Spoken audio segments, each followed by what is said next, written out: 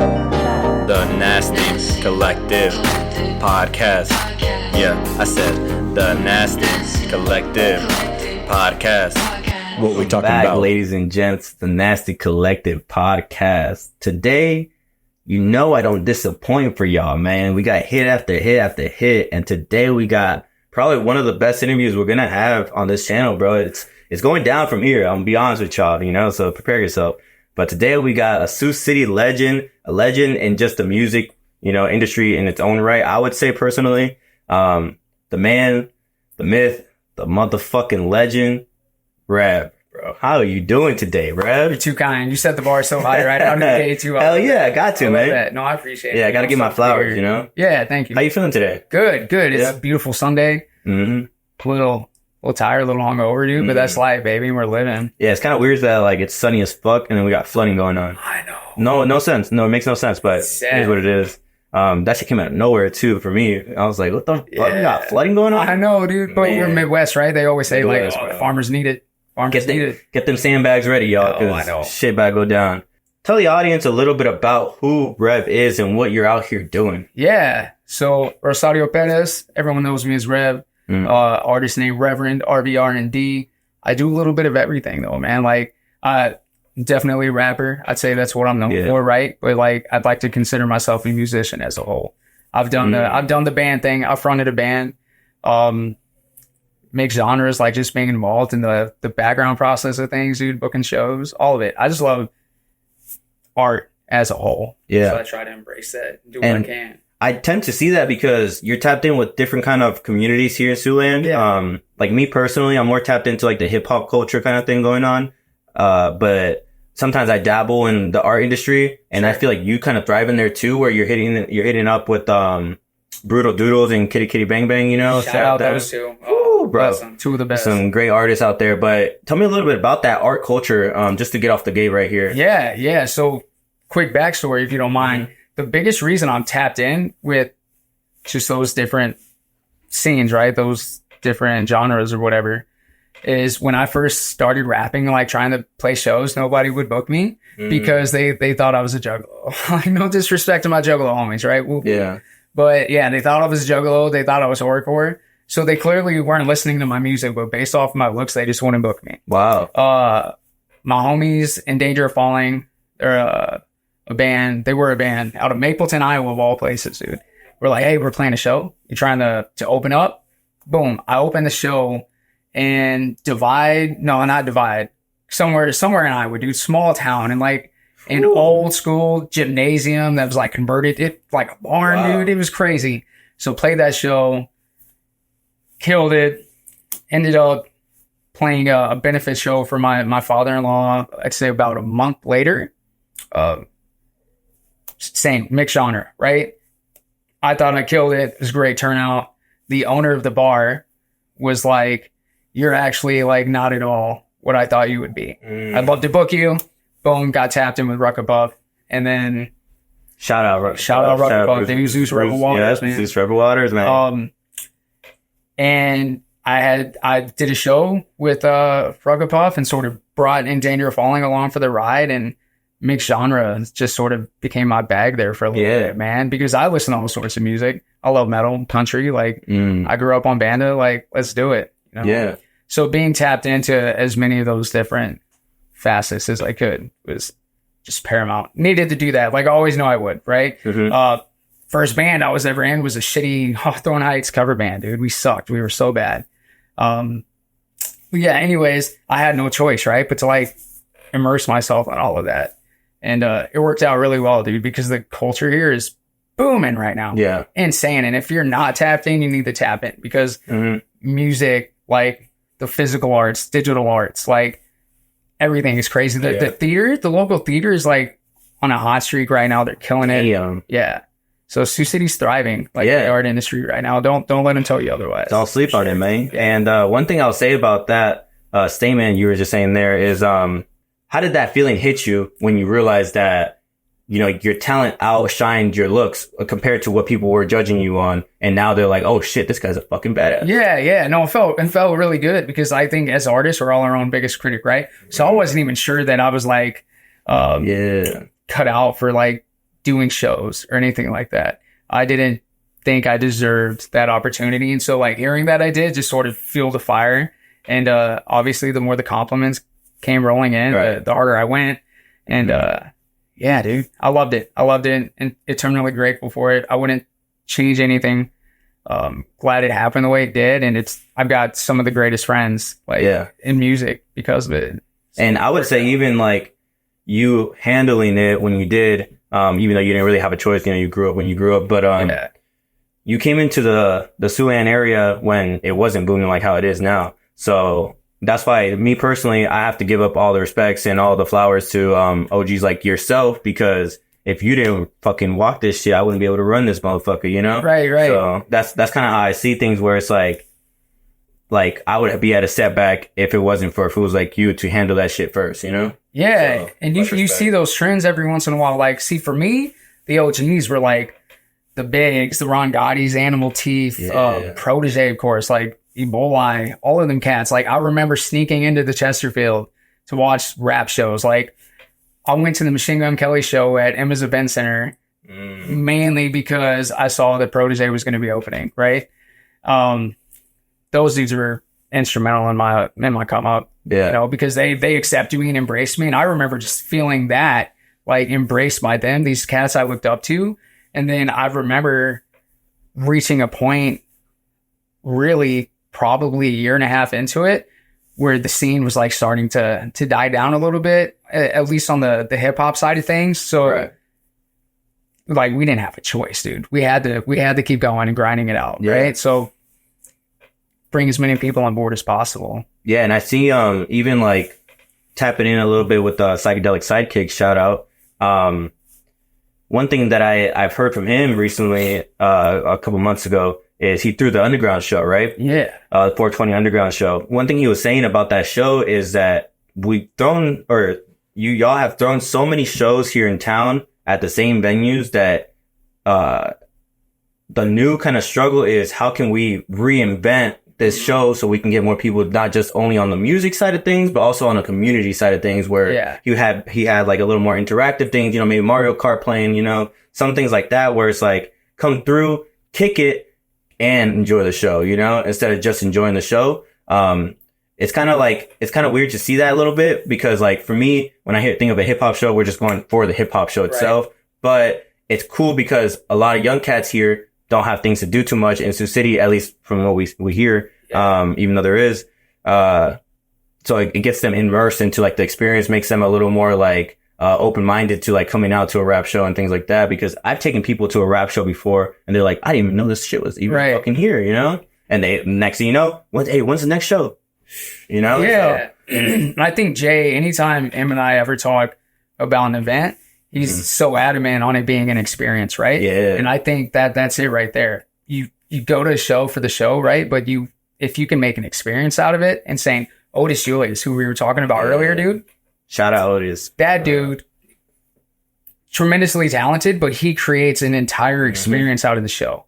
Like, down to the craziest detail. When's the last time you had a dude passing out fucking pizza on stage? You know what I mean? True. 2 liters of Mountain Dew. Like, going hard in the paint. I'm glad you didn't throw those into I know. I was like, whew. Wish you would have. Yeah. Nah.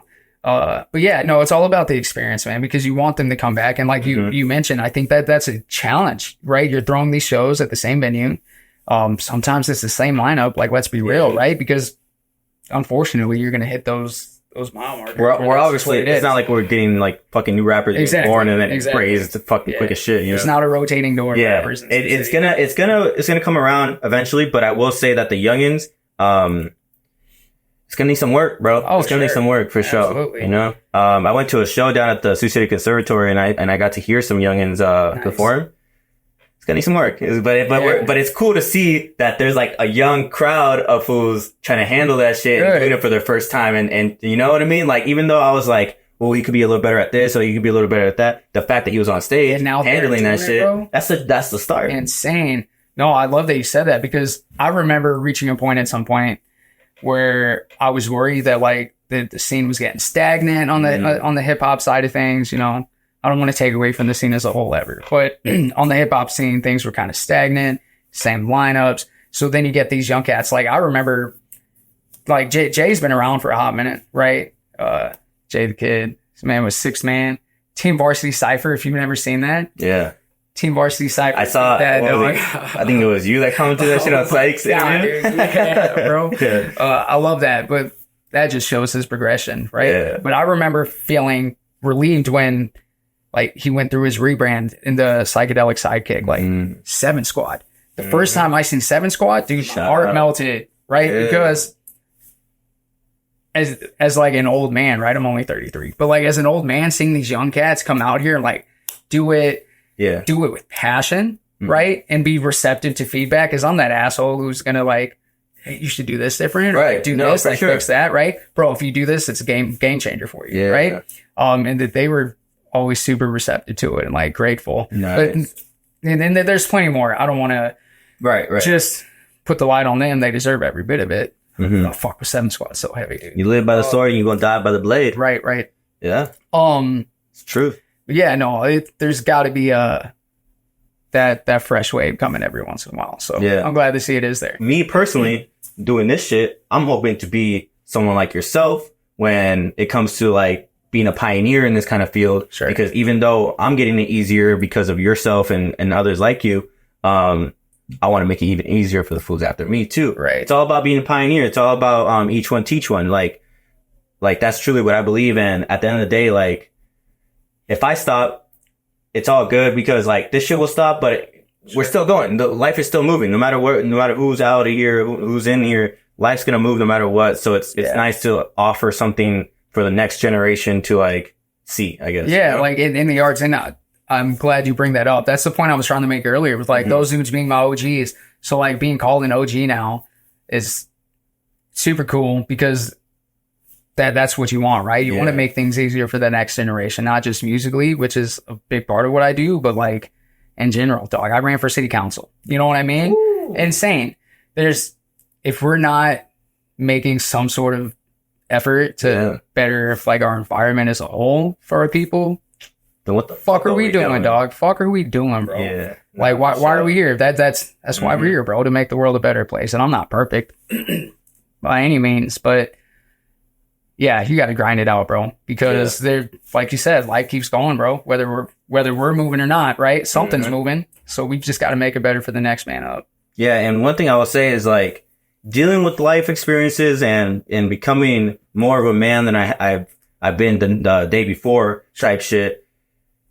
I tend to see things, little different patterns where the emotions that I've been feeling when I was a little younger and the emotions that I wasn't able to control when I was a little younger, I'm starting to see in other people around me when they're growing up as well. And I'm starting to see that. I'm like, damn, like when people tell you that you're not alone in this world because everybody feels shit like that. They're like, you genuinely have to listen to that shit because it's genuinely so fucking true. And if you start listening and paying attention to the people around you, you'll tend to hear the same shit that you're kind of complaining about. They complain about, you know, and it's like, that's why it literally is each one teach one, because if we do come together, shit like that just gets minimized. My biggest question today, that at least I think is one of my biggest questions today. You talk about how you're saying, oh, now that I'm considered an OG. So it's like, you're not really even thinking about it mentally, like, oh, I'm an OG out here, you know, but you're kind of being solidified because of fools like me and other fools saying shit like that. And thinking and understanding that, you are an OG. Yeah, I got a lot of love for sure. With that being said, the status of being an OG, a big dog in this field, what responsibilities does that come with? At least for you personally, do you feel like putting on the next, youngin, running for city council? What kind of like responsibility does that hold on your back as an OG in our community? Do you feel? Yeah, I feel like I'm just here to keep the wheel spinning, whether it be, like you said, discovering new artists, booking shows, giving cats opportunities that they wouldn't normally have. Because I remember going through that. Like I said earlier, dude, it took one person to give me a chance, right? So I know how that feeling is. And anybody who's like got the balls to hop on stage and do it, like, I don't want to hear shit coming out your mouth if you ain't done that type of stuff, right? Long-lasting positive effects on the scene, right? Because you can do anything for the right now, and it might be the right move for a week or so.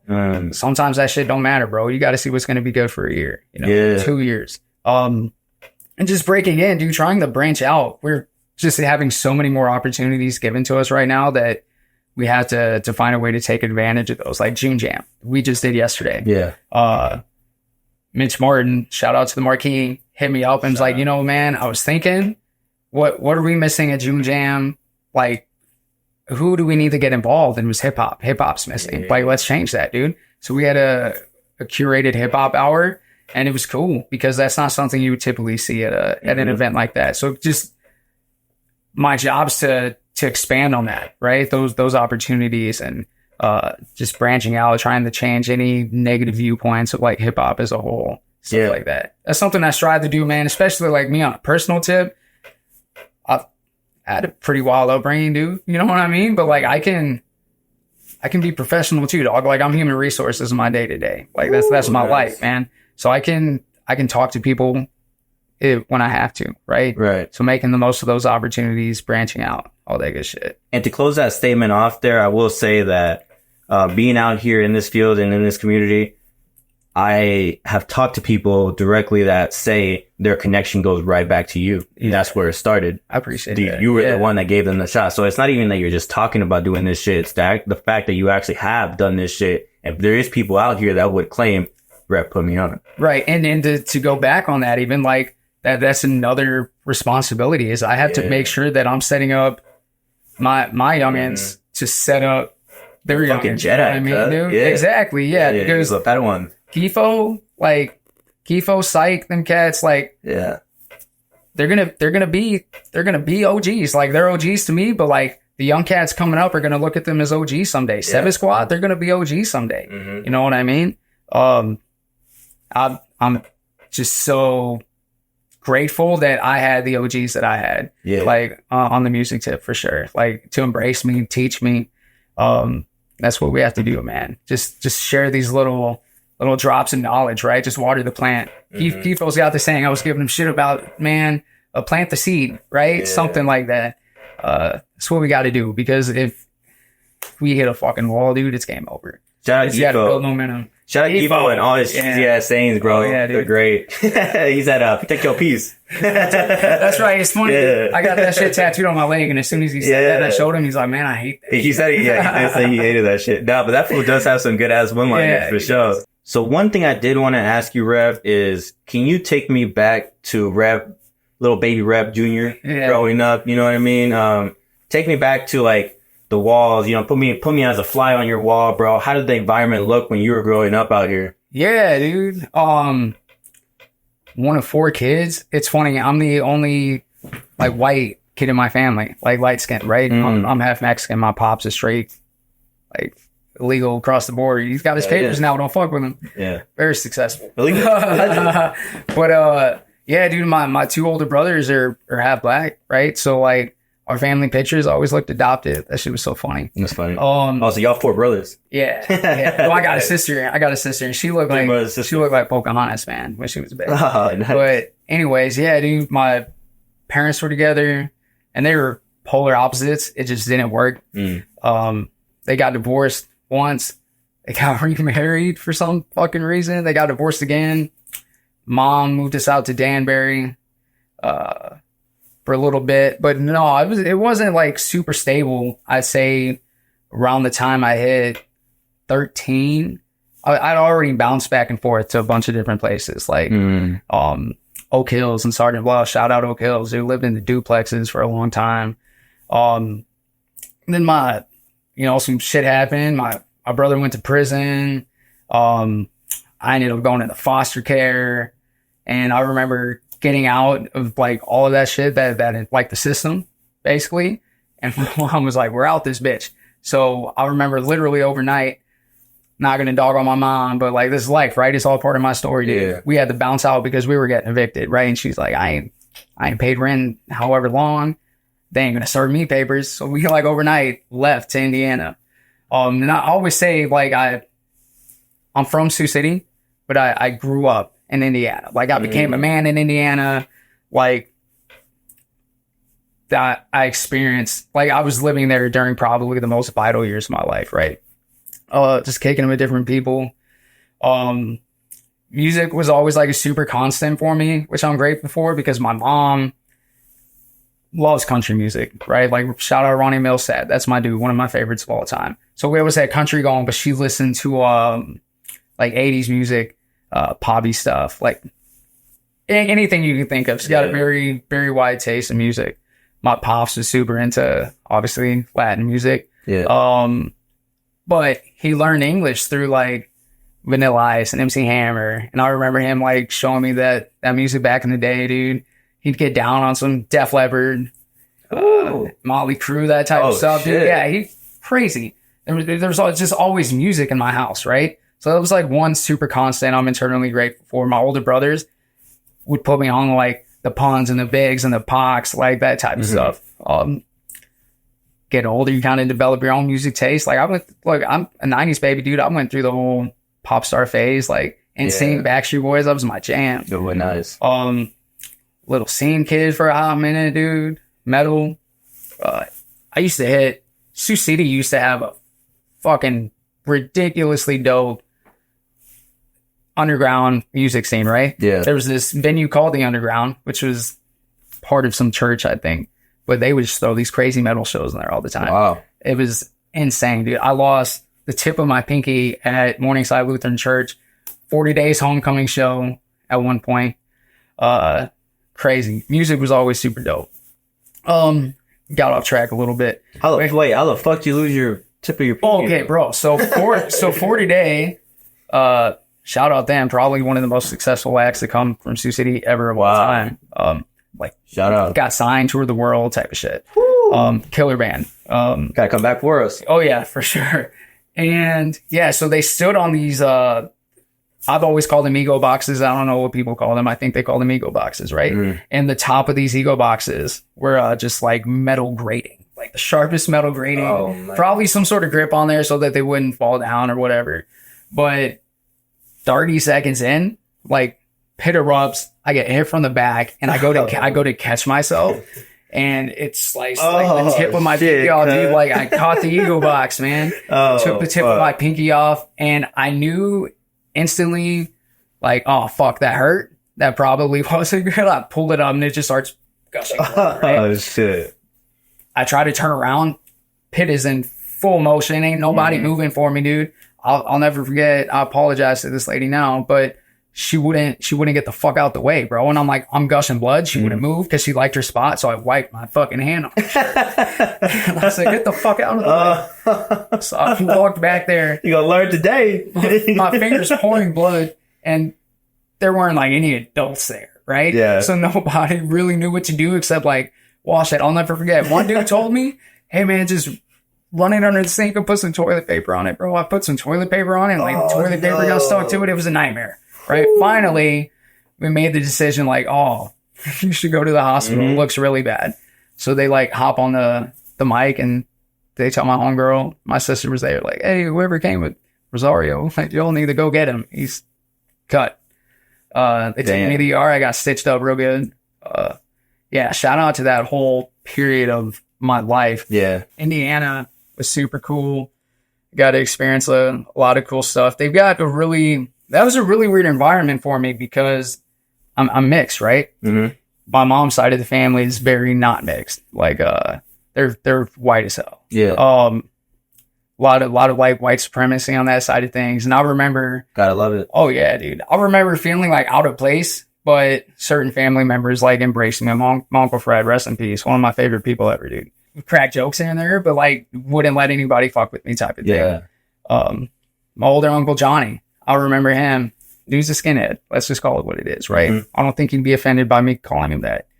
Colin might be proud of it. Yeah, right. Yeah, one of those lifers, dude. Like getting out of prison, and I've had long talks with him. Yeah, about why he is the way he is. Well, one thing about that too is like you stated prison. I mean, at the end of the day, like you can judge fools that come out of prisons, but you got to understand as well that like that's a whole nother life, dude. Oh yeah, dude. Yeah. Yeah, I'm very fortunate, man. I've never done any time outside of an overnighter. Like I feel good about that. Yeah, thank God. But yeah, dude, it's a different lifestyle. Like even my brother came out of prison a different man. Like just anybody I know who's ever done time like that. Of course, right. But yeah, he would always like take me around, you know what I mean? Just introduce me to people I probably shouldn't have been kicking it with at that point in time. But it taught me a side of life that I needed to experience for myself, right? Because my mom's was gone. My sister was living with my mom. Dude, there were periods of time where like we were states apart. You know what I mean? And not really any stability during this period of time. I'm like, I'd already had like kind of a rocky relationship with my pops. We had like a complex relationship anyways, like typical Mexican, right? Like, yeah, of course. Macho and all that good shit. It's different, bro. Like that's one thing I learned real young. That's why I try not to judge some people over certain things, because they just came up different, bro. Different times, for real. That's the reality of it. It's no excuse for everything, but it was a different time, right? He was never like supportive of the arts thing. Like he wanted like sports. He wanted me to do sports and like work on cars and that kind of thing. But I started writing, dude. I got my first poem published when I was in 3rd grade. I got another poem published when I was in 7th grade. Like, yeah. And my mom was always about it, like super supportive of my art, dude. She bought me my first guitar, you know, she always never kept me away. Right. And we, so yeah, dude, it was kind of a weird dynamic there for a long time. Right. I've got a weird dynamic with both my parents now, like to this day. My mom, love her, you know what I mean? But she's got some mental health issues. Like I remember she was in and out of the institutions when I was growing up. That shit'll scar you. Oh, for sure. For sure, dude. You know, first time I ever saw somebody smoke crack was my mom. We was in the parking lot of a church type of shit. But that's life, dog.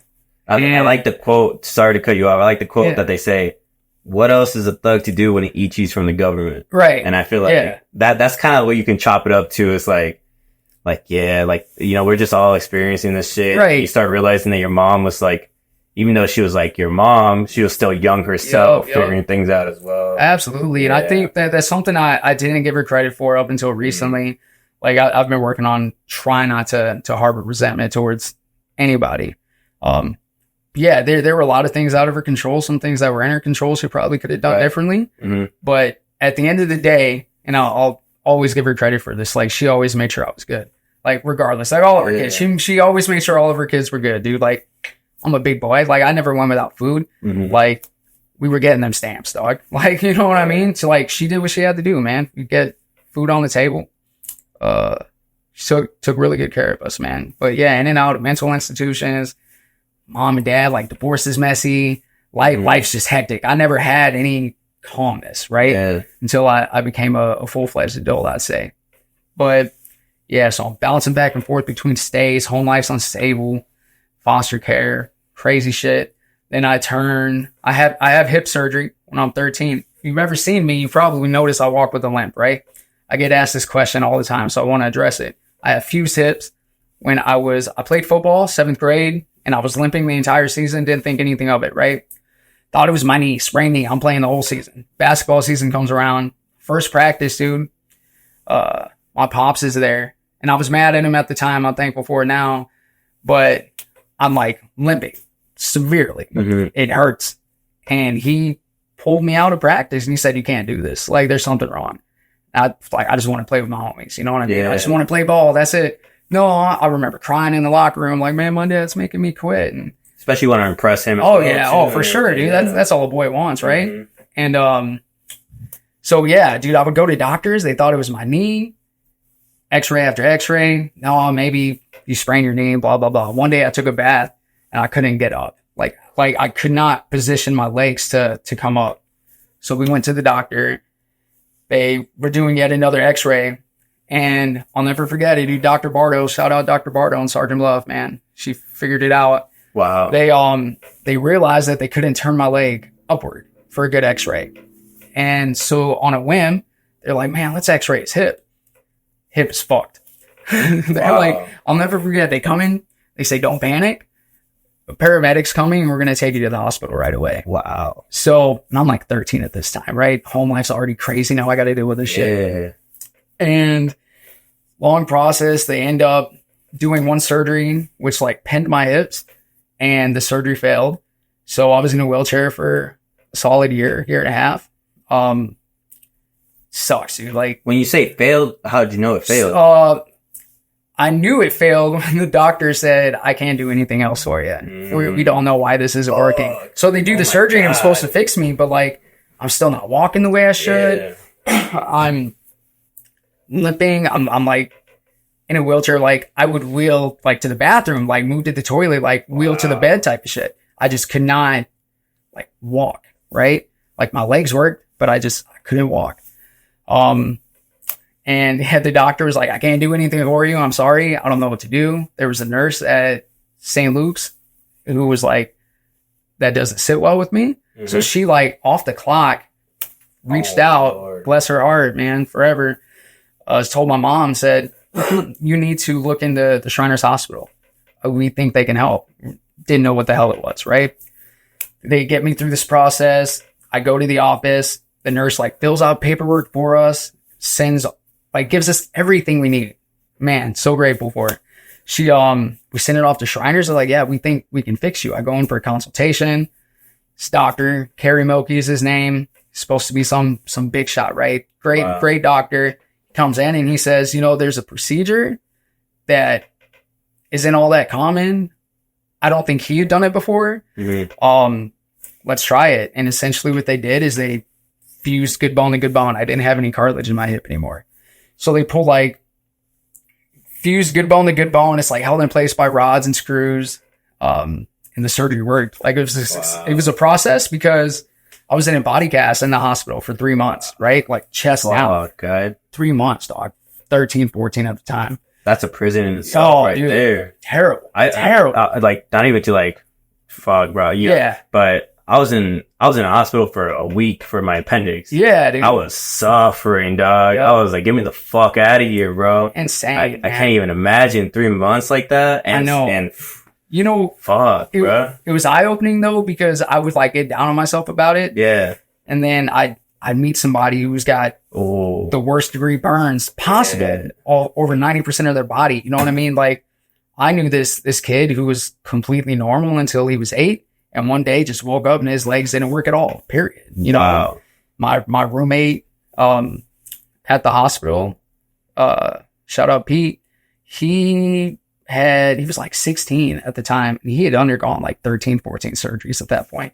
So I knew that I wasn't alone in that and I had it relatively easy in comparison. Yeah, surgery worked, dog. I started walking again. I remember the doctors bringing me back and filming me and sending it off like I was a success story, right? So yeah, dude, I've got a few tips, man. Yeah, I will say, first of all, the fucking courage on you, guy, the determination, the courage, and just the strength overall, bro. Not even just to go through the shit physically, but literally mentally. Yeah. How draining that shit would be, bro. I can't even imagine, bro. Whew. Yeah, and it was already, we're from that generation that's already naturally anxious, right? Yeah. So I remember being 10 years old, being on 200 milligrams of Zoloft. I was already a fucking wreck. If you add that into the equation, it was a nightmare. But to even add on to that, at this point now, I'm, walking, feeling better, but I'm still in pain. So I'm, 14, 15, 16, that age range. Yeah. And they're giving me the dopest painkillers you could possibly get, right? Shit. So that was really bad for me. I had to get myself right a couple times. Just drugs in general, I'd say really hit me at about 16 because I dropped out of high school at 14 through a fucking loophole. You know what I mean? We told him I was going to be homeschooled. I wasn't homeschooled. We just dropped out. I didn't need a piece of paper to tell me how smart I was. That type of shit. I've gone back since then and got a college degree and shit. Wow. But yeah, man, it's crazy thinking about it. I appreciate you bringing this up because I think something we as people sometimes don't do is self-reflection, right? Hell yeah. And sometimes you have to think back to those moments. And yeah, man, there were some tough ones, but it got me where I am today and life's so good right now, dude. Beautiful wife, beautiful kids. I'm living. Dog. It's like how they say, some people haven't done shrooms and looked at themselves in the mirror before. Yeah, They I've say done that so many times. And you're just you're like, what the fuck? Nah, yeah. But like your story, bro, just now, like it like, bro, I don't know what it did to me, but it definitely made me feel a lot more humble about anything and everything I'm feeling like throughout my whole life, bro, to be real with you. And even when you go back to like the parents thing, I think like to tap in with that, I think it does take a certain level of maturity. Not even like the age part of things, but the maturity part of things to be able to step back and be like, there's nothing I can do about that situation at this point. Yeah. So I have to accept it. And whoever that person is in this moment, I have to either accept them or get them out of my life. And I have to decide on one or the other, but I can't choose both. And I can't, if they stay in my life, I can't give them the fucking hate that, you know, they've been receiving. And if they're out of my life, I can't be wanting them back into my life. You know what I mean? Like, you can't be pulling and tugging on that shit like that. That shit gets complex. There's an entirely different dynamic involved too. And like I'm a firm believer in a lot of people are enablement deniers, right?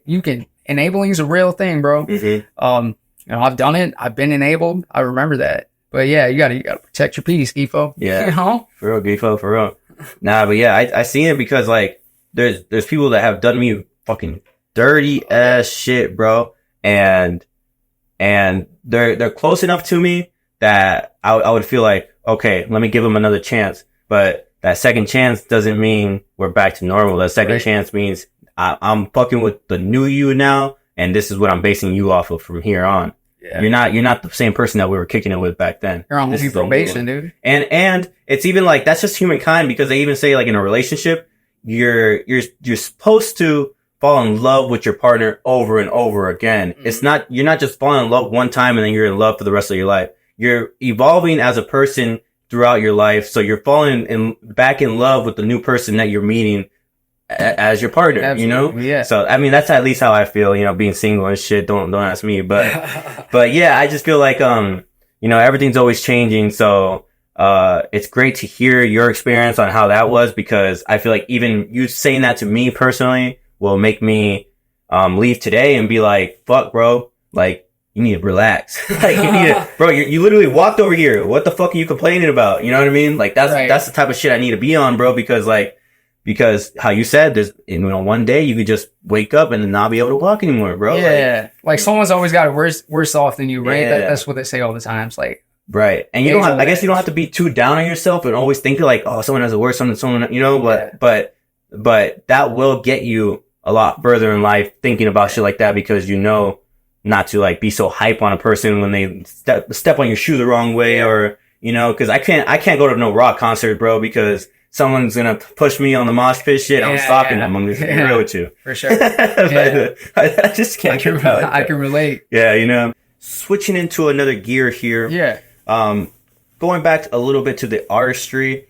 One question I did have from the audience out there, that they cultivated this question for you specifically, is being an artist out here, what is kind of the best method of getting yourself known and also marketing like a show, let's say like a local show? What's like the best kind of method of marketing yourself to be able to have an audience come out and support you like that? Yeah. So I'm going to preface this by saying none of this means anything or serves its purpose if you keep shitty company, right? Or do shitty business. None of it'll matter. So that's step one. Don't do shitty business, right? Yeah. Second of all, you got to get out there any way you can. Like hitting the streets, like do guerrilla marketing back in the day, passing out mixtapes. Like that was a real thing, right? Yeah. It was a different era. Now, social media is huge. You got to be tapped in. You got to make appearances. You got to reach out, network. You got to play those shows, but you don't only have to play those shows. You have to like play those shows, kill those shows. And that's how you build from there, dude. Because how can I put this, right? Yeah, there's like an art to content creation, but none of it matters if you're not doing it. Right. Yeah. Yeah, you gotta stay locked in for real. Yeah. So yeah, I guess in today's day and age, social media is tremendous. Like we were talking about Reels, right? Jay puts me on that game so heavy sometimes because I'm not the best at it, man. I'm posting on Snapchat. I'm, social media, Facebook, Twitter, that kind of stuff. But I'm also fortunate enough that I've got like a select group of people who are locked in with me regardless. And like they're going to share something every time I post that type of stuff. Right. But yeah, you gotta build those connections one way or another.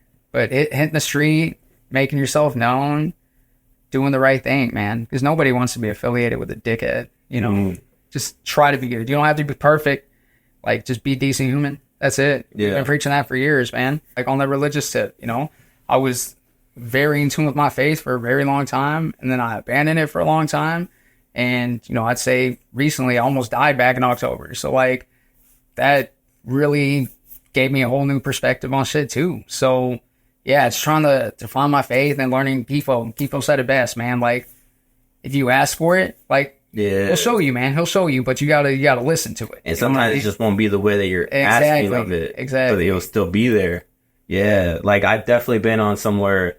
I'm not asking for the answer. I'm asking for the strength to find the answer. That's it.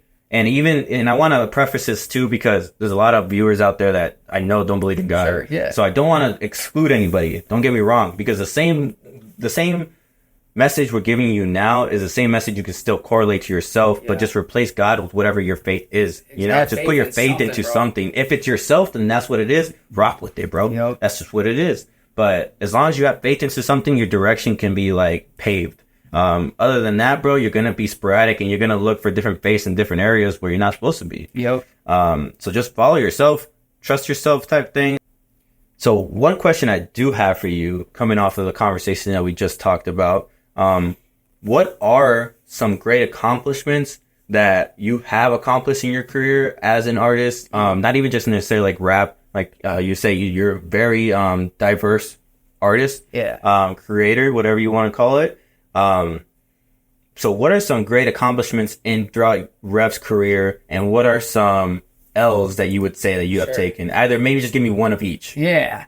Well, let me flex a little bit while it's here, okay? So the first hip hop act to play the hard rock stage here in Sioux City. Nice. I toured with Twisted Insane and Zeus Rebel Waters. Nice. I've played the Ape stage. So I played the inaugural Ape stage year with Sir Mix-a-Lot. That was fucking ill. Fans pouring the stage on all four sides. Wow. All four sides of the stage, like pouring into the street. Man, Siouxland Choice Award hip hop. That was super cool. Man, I've had tremendous experiences like with the shows in general, man. June Jam yesterday, I covered a track with Fair to Compare. That was probably the highlight of my year so far. Like, it was insane. As far as L's, dude, I've taken many, man. I've done bad business before, man. Early on in my like promotional career, right? I did 2 pay-to-play shows. I fucking hated the whole aspect of it. And it wasn't anything crazy. It was like, hey, man, I'm giving you this many tickets. If you could sell this many tickets, that'd be great. That type of shit. And I don't like it. You know, I get people are indifferent about it. That's definitely an L I took. I also took an L where I won't say his name, but dude somehow talked me into paying him fucking $250 for the worst feature I've ever received in my life, bro. And I was young, just cutting teeth. So that's a pretty big L. You know, I've had some flop shows here and there, but they say that one thing. I've seen this over the weekend. Someone posted this on their story. I don't want to say who, but they were talking about. They were kind of like not complaining, but just kind of like ranting a little bit, saying, "I hate being a good guy. Yeah. I hate like having something done to me." And being like, I gotta be the bigger person and let that shit go. Cause if I don't, I'm gonna be just like them.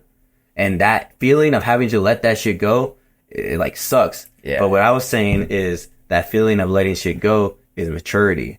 That's how you know, hey bro, you're a man now. You're a woman now. You know, like you're handling this shit. I feel like what it is to grow up is to handle your emotions differently, to handle your emotions more responsibly, more stability, within your emotions. So I feel like, when you start to realize things like that, you're like, okay, like, even though I'm taking the L in this situation, in the long term, I'm taking the W because if you watch like a Bronx Tale, they'll be like, he's like, hey, that fool owes me $20.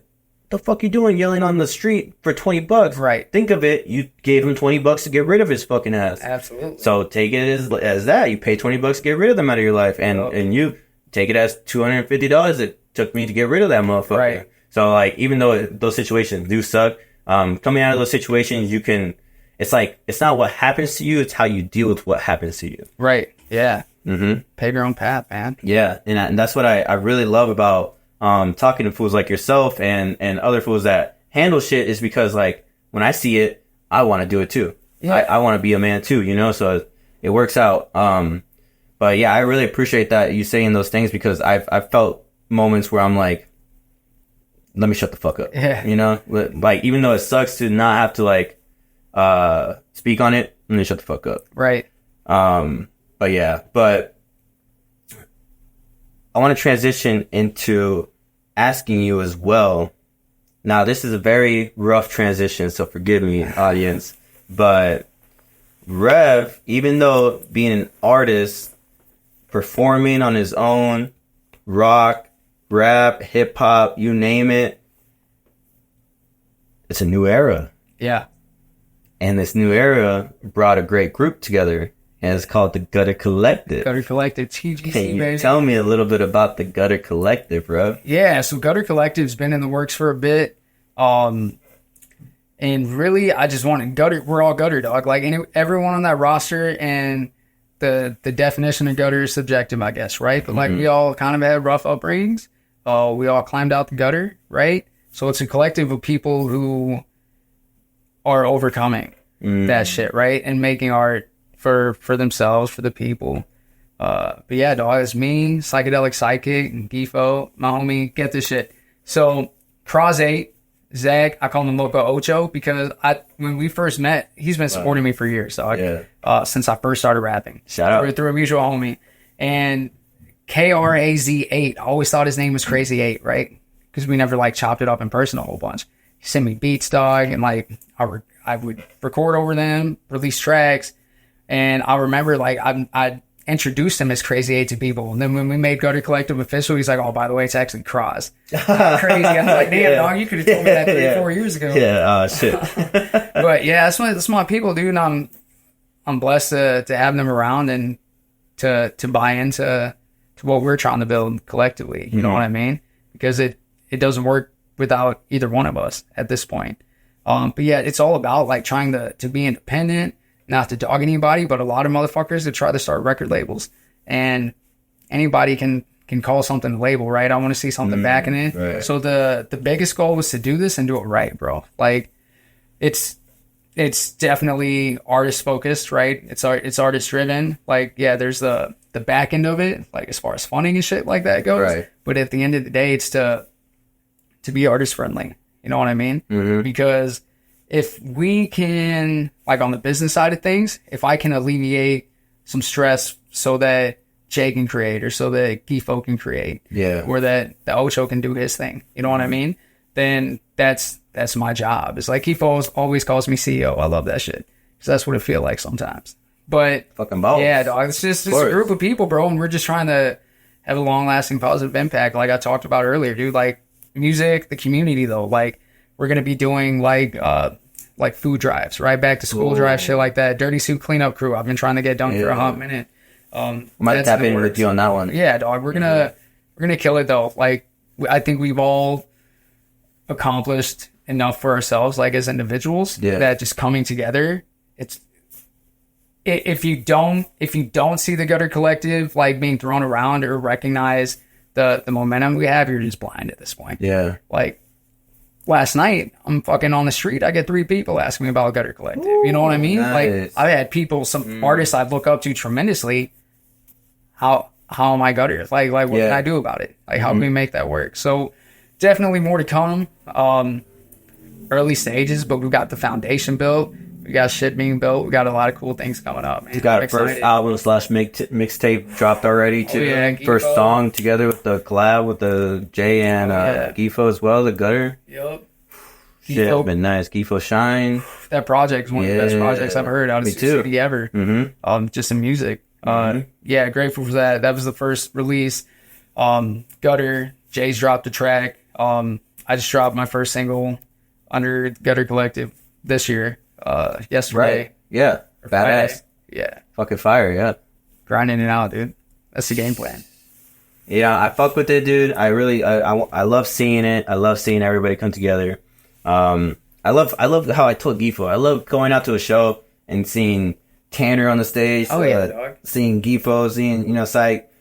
It's just warming, you know. It feels like we're home. Familiarity. A little familiarity for sure, you know. That's what it's all about. But to end off this amazing pod that we've been having. Thank you for having me. Truly, though. Nah, bro. I let you know. Thank you so much for the opportunity. Bro, I'm blessed for you to come through, bro, for real. Last thing I'll have for you here. Yeah. With the audience watching out here, with everybody viewing this shit, what is some advice Rev could give to the audience on either, not even just being an artist. I always try to cater to being an artist, but there's so many people that watch this that don't make music, but it, like, still take very much experience through like your words and stuff, even though you're talking about music for the most part, you know? So what's some advice that you could give our folks out here on just being a person out here in the world, I guess, you know? Yeah. So overall, be a decent human, right? Yeah. I think that, and this is my personal belief, I think that there are universal rights and universal wrongs. Don't fucking do those. And as long as you're not being a shit human, you're all right. Just keep moving. And on the artist tip, biggest advice I ever received for myself and that I've ever passed on is learn to create for yourself. Because I've scrapped whole ass mixtapes because I was like, oh, this crowd ain't gonna like it. These people ain't gonna fuck with it. When you tap in with yourself, with your own mental, get your shit together, do what you want to do, create what you want to create, and are thoroughly fulfilled by that, then you can start trying to cater to other motherfuckers. You know what I mean? I hate to say cater to other people, but that's at the end of the day, as an entertainer, that's what you're doing, right? Exactly. Right. You gotta do it. Make it for yourself. Otherwise, you're gonna hit those brick walls, and you're just gonna be miserable. And I've seen cats fall out of love with music. I never thought would fall out of love with music, and it breaks my heart. I've seen cats find that same love because they started creating for themselves, and that shit's beautiful. That shit's beautiful. Wow. And that's just, the best art comes from darkness. So straight with it. Yeah, like use your emotions, all the emotions you got, put that shit into your fucking music for sure. And it ain't even got to be on the sanative. Like, right. What you feel. If you're happy, remember that. That's another thing. I think that in society today, sometimes we feel guilty for being happy. Don't feel guilty for being happy. If you feel good, let a motherfucker know you feel good. When you compare Shine to someone like Never Late Is Better with Gifo, like, you know what I mean? Like, not that he was depressed or anything like that, but I'm just saying, like, it's a little more of a darker tone when you listen to the older music. Conceptually different. And then, even though this is, like, some bright music, and he made it kind of with, like, the God's image behind it, still fucking hard as shit. Hard. You know what I mean? Bobby. Yeah, for sure. I love it, dog. Mine's favorite's, If I Die Today. If I Die Today is good. It's amazing. Yeah, kill that whole project. But I appreciate you, Rev, for being out here, bro. Thank you for coming on the Nasty Collective podcast, G. Yeah. And with that being said, man, it's been a great show, bro. Stay out the way. Yeah. Don't get comfortable and complacent where you're at. And understand that nobody's bigger than the fucking program, bro. So just stay on the train and ride with us, dog. And other than that, bro, it's been the Nasty Collective podcast. Rev in the building. Yes, sir. Thank you. Much love, Silan. Much love, audience. Till next week. That first time I took a hit, I am only me. There's nothing I can do about it. If you disagree, maybe you should cry about it. If you wanna see some shit you've only read about, well then come with me. I'll show you to the devil.